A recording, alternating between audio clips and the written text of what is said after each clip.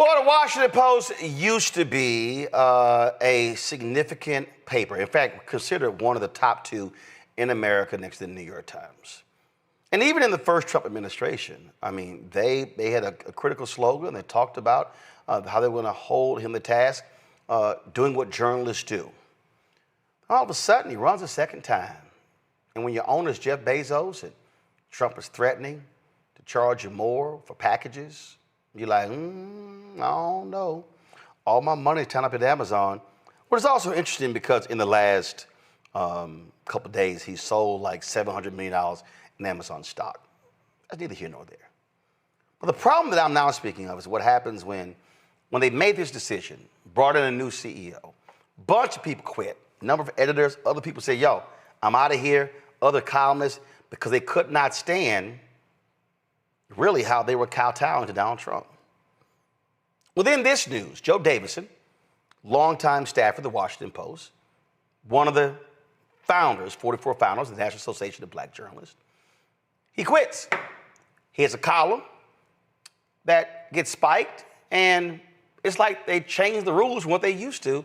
And Joe was like, yeah, I'm good. I'm out. Joe Davidson joins us right now. Joe, glad to have you on the show. Thank you very much. What the hell Thank you, Roland. What the hell happened?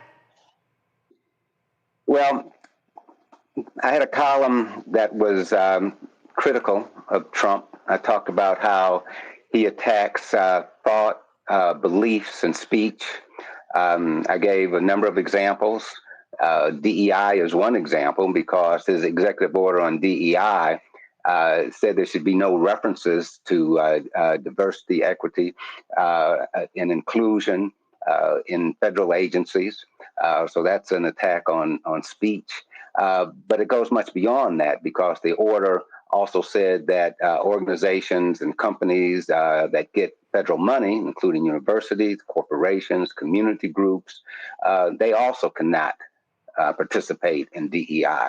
So it was a very wide, a very broad order. But the reason I use that as an example is because it essentially says you cannot even refer to DEI in these federal related programs. And so this column was spiked, as we say in the business, or it was held or killed is another way to put it, because of a policy that apparently was first, it wasn't ever really announced, but it was put partially in effect late last year, early this year, when two other columnists who were news side as opposed to editorial or opinion columnists were moved from the news section to the opinion section. I didn't even know about that at the time. And so when my column was spiked because of this policy, I said, what policy? And then I said, well, let me see the policy. And it was not written. There was nothing to see. And so this column was held, which was was really, that was like a clear red light for me. Nonetheless, I thought I'd hang in there a bit more because actually at the time there were a lot of other things going on in my life that required my attention. And I wrote another column that was, I didn't think was at all controversial. And by the way, I thought the column that was spiked, it was such a surprise because I had written columns in the past that were at least as opinionated as that one, if not more so. And so when you might recall that Congressman Jerry Connolly of Northern Virginia died, and he was a strong proponent of federal employees. And my column covers federal employees, federal workplace, federal agencies, and other issues. And so when I wrote a piece about Jerry Connolly, who at that point was alive, but he announced he was not going to run again because of his cancer illness, I mentioned that he was someone who had repeatedly proposed a pay raise for federal employees. And I described the potential pay raise as well-deserved. And they took well-deserved out, which is really pretty mild, Meanwhile, there were some other writers at the paper, and this point gets to the inconsistent way in which this policy was implemented, in addition to not being announced. They actually used harsher language, much harsher language, I thought, against Trump or to describe Trump, and so there was this inconsistency between the kind of language that was taken out of my column and the language that others were allowed to use. And it just got to the point where I couldn't function that way as a columnist, because the column is meant to have a point of view, commentary, and opinion. Yeah, I mean, a column is subjective. It's not objective. A news story, it's about fairness, it's about balance, not necessarily this BS about both sides, but it's reporting. A column, it's subjective. It's there to have a point of view. And my column was heavily reported. And so my opinions were always backed up by specific examples, such as the DEI example I just gave. But it was never as opinionated as an opinion side column, like an op-ed column, because the news side columns do have, as a columnist, I had more leeway than your average reporter. Right. But I wasn't trying to be an opinion column on the op-ed page, which sometimes just loads and loads of opinion with perhaps not as much reporting in some cases. And so this was a big surprise to me. And when I realized something as mild as saying federal employees deserve a raise was too opinionated, then clearly it was time to go, and I'm gone. So a memo went out yesterday where the Washington Post CEO, this is the FoxNews.com headline, Washington Post CEO urges staffers who don't feel aligned with paper's new direction to take buyout. Our chosen path is not for everyone, Post boss Will Lewis tells employees. So is that what you did? Well, I didn't take a buyout. I just quit. I mean, I wasn't actually eligible for a buyout because I was actually on contract for the last 5 years. 5 years ago, I officially retired, got my retirement pension and all of that. But I stayed on writing the column as a contractor. And so for the last 5 years, I was a contractor, which meant I was not eligible for the buyout. Got it. But I think that that piece you just referenced, which I haven't seen yet, so I can't speak to it authoritatively. So in this memo, apparently, hold on one second, he said the Post was trying to reinvent. They're on a reinvention journey. They're reimagining. The moment demands that we continue to rethink all aspects of our organization and business to maximize our impact. If we want to reconnect with our audience and continue to defend democracy, more changes at the Post will be necessary. And to succeed, we need to be united as a team with a strong belief and passion in where we are heading. I understand and respect, however, that our chosen path is not for everyone. That's exactly why we introduced the voluntary separation program. As we continue in this new direction, I want to ask those who do not feel aligned with the company's plan to reflect on that. The VSP is designed to support you in making this decision, give you the ability to weigh your options thoughtfully and with less concern about financial consequences. And if you think that it's time to move on to a new chapter, the VSP helps you take that next step with more security. Regardless of what you decide, I want to thank all of you for everything you have done for this organization. If you choose to move away from the Post, thank you for all your contributions, and I truly wish you the best of luck. If you believe in our next chapter, I'm excited for the work ahead of us. That's his memo. Yeah, and I imagine more people will leave. A number of people have already left. After the Post blocked an endorsement of Kamala Harris for president in November, it seemed to, it really opened the spigot, and a number of fine journalists left the Post, unfortunately. And in some ways, it's very sad. It's because the Post has done and really continues to do good work. But I think this whole situation has really undermined the credibility and integrity of a fine news organization. And I will say, despite the fact that many fine journalists there continue to do good work, it nonetheless has really hurt, I think, the reputation of the paper. And that's why you see so many people leaving the employment of the Washington Post. You see many people abandoning their subscriptions. And there's no doubt that morale has plummeted. Joe, for people who don't understand, the crisis that we are in goes beyond the Washington Post.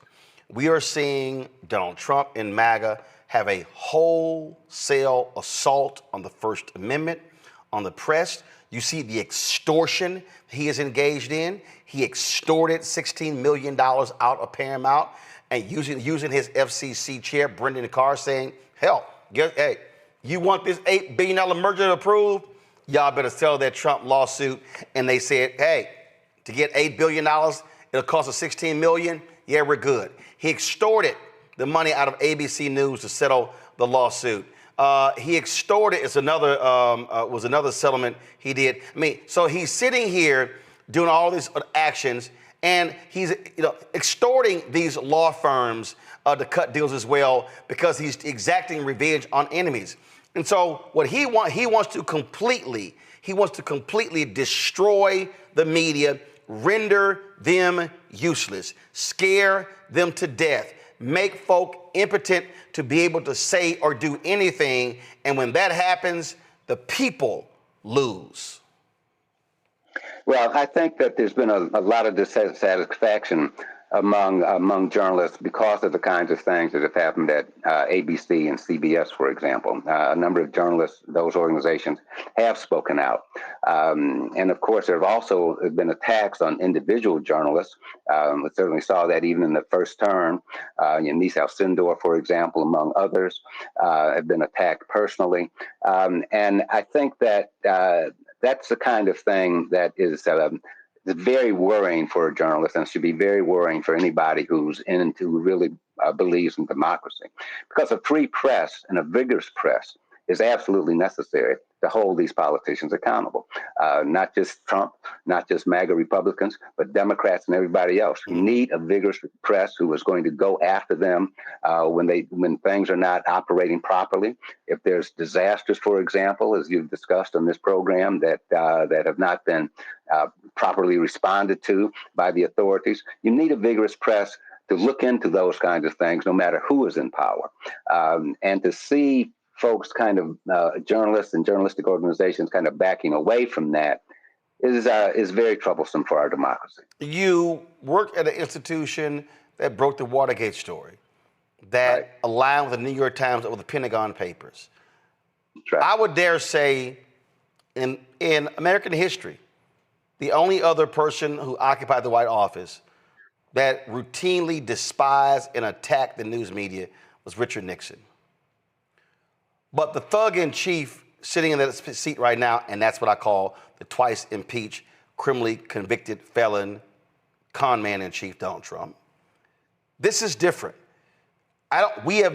In our time, we have never ever seen someone who sits in that position viciously and in a nasty, despicable way attack the news media in a relentless way every single day, calling everything fake news when he is busted with the truth, telling folks that's a stupid question. I don't know why you didn't ask that question.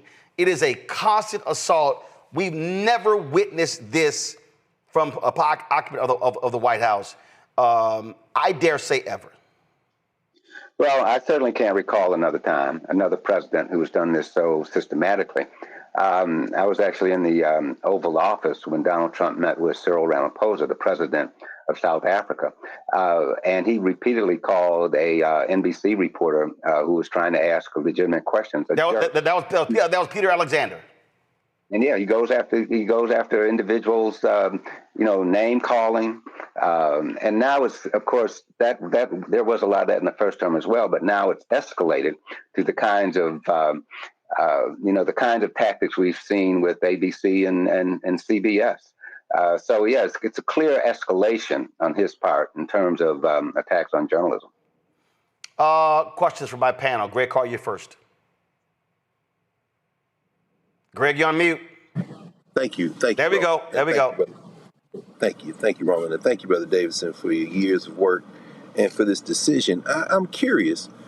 We see lately the venture capital-backed platform Substack has moved from just having blogs, you can send out emails, to video and social media and replicating Twitter and TikTok and these kind of things. We saw Jim Acosta go over there after Joy Reid left MSNBC. She's built a following there. As you move forward, I expect we'll continue to read your voice. Have you considered going into a space like Substack, and does that speak to perhaps the future of print journalism and newspaper journalism in an age when it seems like newspapers may even be dying as the delivery system for that kind of running real-time commentary? Thank you in advance. Well, thank you. A number of people have suggested that I check out Substack, and I think I will do that. I can't say that that's for me yet, but I might well. I will look into it. Whether or not I'll land there, so to speak, I don't know. But the journalism landscape is changing rapidly, and it has been since the late '90s when the internet became much more popular. Now everything is digital first, and newspapers, as a paper, subscriptions are dropping, like a brick in a lake, and it's and so this is really a changing time for journalism. And where things will shake out, I think, is still too early to tell, because every time you look around, there seems to be some kind of new platform. Mm-hmm. Reese. Thank you. Thank you for your work and for being here. I'm curious, how much do you think the changes at the Washington Post are about deconstructing journalism as opposed to shifting it in one particular ideological direction? But when you say deconstructing journalism, what do you mean by that? I mean, in the sense of undermining the institution, undermining the fourth estate and the role of the press in, being that mover of arbiter of the truth. Well, I think Leslie Stahl, who was with 60 Minutes, excuse me, on CBS, she said something interesting during an interview in which, in fact, she talked about how CBS appears to be caving to Trump. She said that she asked Trump one time about why do you basically criticize the news media so much? Why do you dump on journalists so much? And he said something to the effect, that's because when you attack me and I criticize you, the people will be on my side and believe me. That's a paraphrase, not a direct quotation. So I think that I think these tactics by the president are not just like a quick quip. They aren't just. It's not that he just gets a joy out of beating up on journalists. I think there's a method to that madness, and that is to get the American people, certainly those about half of the population almost that are solidly behind him, seemingly, to believe him instead of what they read in the newspapers, read online with reputable sites, and see on television. I mean, and so I think this notion of undermining the credibility of the news media, I think that's a conscious strategy. And frankly, the news media has long been kind of poorly regarded, unfortunately. But this is a situation where I think it's designed to make that reputation sink even further. And unfortunately, I think the actions of Jeff Bezos at the Washington Post have specifically hurt the credibility of the Washington Post, and that's a very sad situation. And it's not just clearly not my thoughts. It's, you can look at the thousands of people who no longer subscribe, the dozens of people who've quit.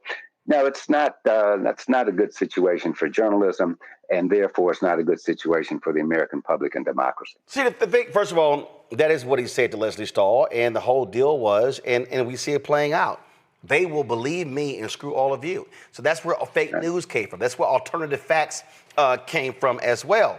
And here's, I think, the fundamental problem, Joe, and that is the news media has responded in the same way, I believe, as Democrats. And of course, the right, we're like, well, they're the same, which is BS.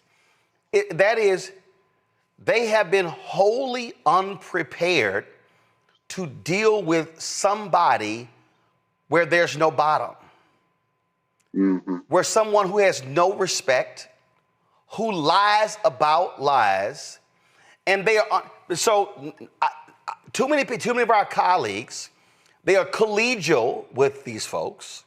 In this city, they frankly associate with them. They pal around with them. What I mean by that is, the dinner parties and things along those lines. And frankly, they want to be just so collegial. When somebody is constantly lying to you and saying hateful, shameful things, I can't be friends with you. I can't treat you with respect if that's how you're going to behave. And so Trump comes in, and the truth, Joe, is that he is a byproduct of the same media. There is no Donald Trump without the New York City gossip pages boosting him. Photo paparazzi showing him. There is no Donald Trump if MSNBC and CNN is not calling him in 2007, 8, 9, 10, 11, doing interviews with him riding on his plane, gauging his opinion, having him on. I have told this story, and I don't care about naming names. I was on CNN, and if any of my former CNN, anybody at CNN is there, please go into the archives if y'all can and download when I was on with Heidi Phillips. Obama was president. And I said this, Joe. I said on the air, the next time Donald Trump comes on CNN, we should run a crawl at the bottom and say, this is for entertainment purposes only. I got an email from Ken Jouts, the executive vice president of CNN, and me and Ken got along. He was on the senior leadership team of CNN, and he told me, do not criticize Donald Trump when he's coming on our air. And that night, Obama was giving some big speech, and Piers Morgan had Trump on, and Trump was bullshitting, saying lies, and I had to tweet. Another time, he was coming on the Situation Room with Whoop Blitzer. I look at his booker, Stephanie Katubi. I said, why the hell y'all keep putting his ass on? There are other real CEOs. Every time he comes on, we get great ratings. I said, but he's full of shit. It was about the ratings. And so the media, then you go to The Apprentice with the show, created this successful billionaire. No, he wasn't. So he is a media creation, and the very people that created him are not being consumed by him, and they don't know how to properly respond because we've been taught to be collegial and show deference. Mm-hmm. You know, it's true that Donald Trump is good for ratings. It's also good, for circulation and subscribers for print and digital publications. I mean, the Post got a big boost from subscribers when he was in office. I don't know about this time, probably so again. But in the first term, that didn't affect the editorial stance of the Washington Post. It didn't bring about the kinds of restrictive guidelines that editorial writers and op-ed writers now face, and it didn't bring about this relatively new rule of no opinion, no commentary, news side columns. But it is happening this time, and it might be happening this time because Donald Trump came back with a roar. I mean, last time everybody knew he didn't really win the presidency in terms of the popular vote, but he did this time. And he's riding that for all that it's worth and more. And I think we're going to be in for more of this behavior going forward. Well, I'll say this here, Joe. I remember the first time around. The media wouldn't even say the word lie. And then they had this, well, in order for us to use the word lie, the definition of lie means we have to know the person has an intent to misstate the truth. We're like, what the fuck? He lies. Like, the New York Times wouldn't even use the word. I don't know what Dean Baquette was doing. But again, it was this, no, we don't use, he stretches the truth. I mean, it was like they were creating trying to find ways to say lie without saying lie. And this unwillingness to challenge the issue. And people go, well, you're being partisan. And this is very simple. Truth is not partisan. It's truth. And I just believe the only way we have to respond is if you lie, we're going to call the lie out. That's not opinionated. That's not partisan. It's factual. You know, on that point, though, I will say that one of the things about in the Post style book now deals with this question of when you can use the term lie, and specifically on Donald Trump. Writers at the Post nowadays have carte blanche to say that this notion that Donald Trump won the previous election, as he continually says, that's a lie. And reporters and writers at the Post have carte blanche now to call that a lie. That doesn't apply to all of his statements, however. But it raises an important point, and that is, if you tell a lie often enough, a lot of people are going to believe it. Yep. And that's part of Donald Trump's plan. And the prime example of that is, did he win that previous presidential election? He always says he did, and the fact is he did not. And to say that he did, that's a lie. And that's one area where, at least at the Post, there's no hesitation about pointing that out. That, however, doesn't necessarily apply to many other statements in terms of the way the Post and other news organizations approach describing his statements. Well, I'll say this here. I believe that as long as we are dealing with a news media, corporate media, that is scared to death of offending him because, one, they might own radio stations, that's FCC. They may own TV stations, that's FCC. When you have the owners who have other economic interests, Jeff Bezos, Amazon, Postal Service, packages, that they're gonna say, you know what? Who gives a shit about the news side? I don't care about these reporters. That means nothing. When you used to have publishers, the Sulzbergers, Times, Katharine Graham, the Post, the Begum family, Louisville, Kentucky, the Chandler family, Los Angeles. You had people who said, no, we understand what the public trust is, what the news media is, and we will not bend to power. These folks, not only are they bending, they're essentially liquid when it comes to power.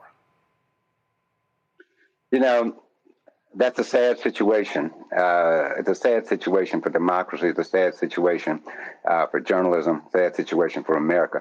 The kind of owners that you describe are needed now more than ever, and there's not enough of them still in this business. Indeed. While I have you, Joe, this year marks the 50th anniversary of the founding of the National Association of Black Journalists. Convention is coming up in Cleveland. The organization chose not to invite Trump. He was invited last year. I had some issues with that. First of all, allowing Harris Faulkner to be on the panel after Fox paid a $787 million settlement. Two, she wasn't even a member, so she never should have had her ass on that stage. No black men, no black male journalists on that stage as well. And then also him lying out the gate as to why they were late and then not correcting him there as well. What do you as a founder, what do you say, and yes, I'm running for NABJ office, but what do you say to young journalists today, what they need to be thinking and doing to ensure that there's a strong National Association of Black Journalists for the next 50 years? Well, first, let me say I really appreciate your devotion to NABJ because you were always there.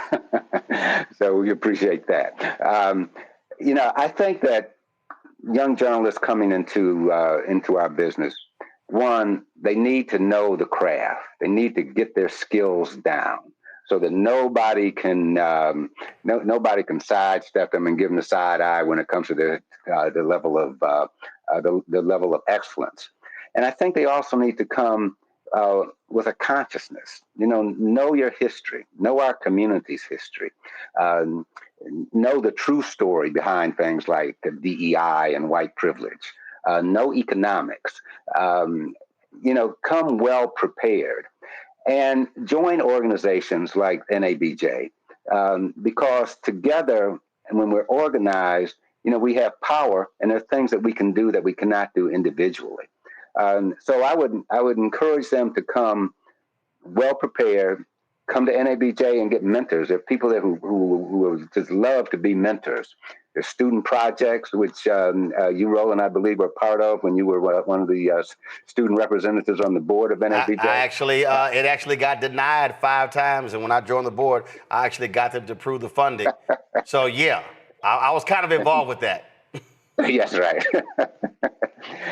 And it's important to also come, I think, with a certain sense of political awareness. I'm not saying you have to have a certain political ideology, but I think you have to come with a certain level of political awareness because that helps you navigate the situations in the real world, as well as navigating situations in the newsroom that are not always comfortable for Black people. So you have to come with having the skills and having the political awareness and to know how to navigate some of these sometimes very difficult situations. Indeed. Well, I will be in Cleveland. I think there's only probably like 2 conventions I've missed since 1989, 2 or 3, because I was actually doing work. But absolutely, it is needed more than ever. And Greg might remember, and I need to find the video, but it was Stokely Carmichael, Kwame Ture, who said, "You cannot show me an African American who has ever achieved anything from our people by doing it as an individual. It was only done through organization." And so the point that you made is critically important. Yeah, we used to always say, organize, organize, organize. Absolutely. Joe Davidson, we appreciate it, man. Thanks a lot. Thank you. Hello, I'm Isaac Hayes III, founder and CEO of Fanbase. Listen to what I'm about to tell you. The window to invest in Fanbase is closing. We've raised over $10.6 million of our $17 million goal. That means there's room for less than 6,370 people to invest in Fanbase for the average amount. The minimum to invest in Fanbase right now is $399. That makes you an owner in Fanbase today. Go to startengine.com/fanbase to invest. Why? Because current social apps have taken advantage of users for far too long, with content suppression, shadow banning, harmful racist content, and no real tools for monetization and equity.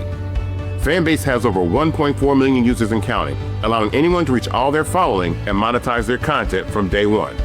Social media is the new TV, and whoever owns the apps that distribute that content have the opportunity to own potential billion-dollar companies.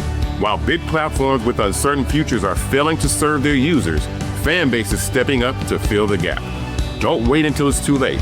Invest now, invest for yourself and your future. Go to startengine.com/fanbase and own the next generation of social media.